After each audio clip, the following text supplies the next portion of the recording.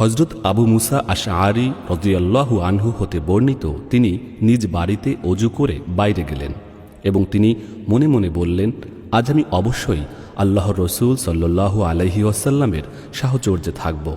সুতরাং তিনি মসজিদে গিয়ে আল্লাহর রসূল সাল্লাল্লাহু আলাইহি ওয়াসাল্লাম সম্পর্কে জিজ্ঞাসা করলেন। সাহাবীগণ ইশারা করে দেখিয়ে বললেন, তিনি এই দিকে গমন করেছেন।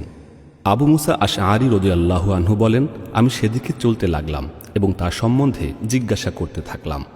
শেষ পর্যন্ত জানতে পারলাম তিনি নিকটবর্তী একটি বাগানে প্রবেশ করেছেন। আমি বাগানের প্রবেশদ্বারে বসে রইলাম। রসূলুল্লাহ সাল্লাল্লাহু আলাইহি ওয়াসাল্লাম ইস্তিনজা করে ওযু করলেন। অতঃপর আমি উঠে তার দিকে অগ্রসর হলাম। দেখলাম তিনি আরিস কুয়ার পাড়ে পায়ের নলা খুলে পা দুটো ঝুলিয়ে বসে আছেন।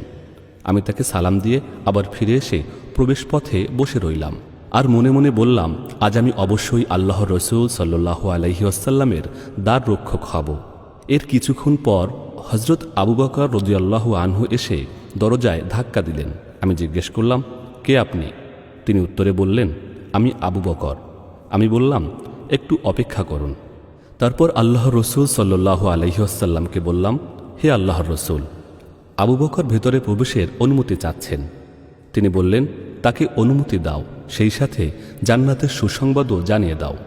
সুতরাং আমি আবু বকর রাদিয়াল্লাহু আনহু এর নিকট এসে বললাম, রসূলুল্লাহ সাল্লাল্লাহু আলাইহি ওয়াসাল্লাম আপনাকে জান্নাতের সুসংবাদ জানাচ্ছেন, আপনি প্রবেশ করুন।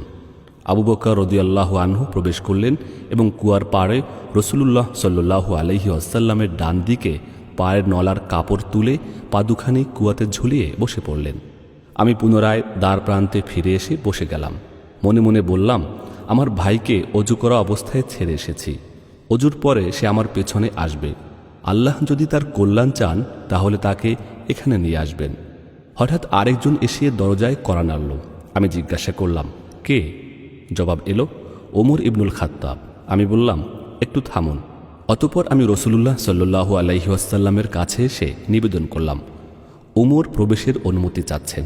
তিনি বললেন, তাকে অনুমতি দাও এবং তাকেও জান্নাতের সুসংবাদ জানাও।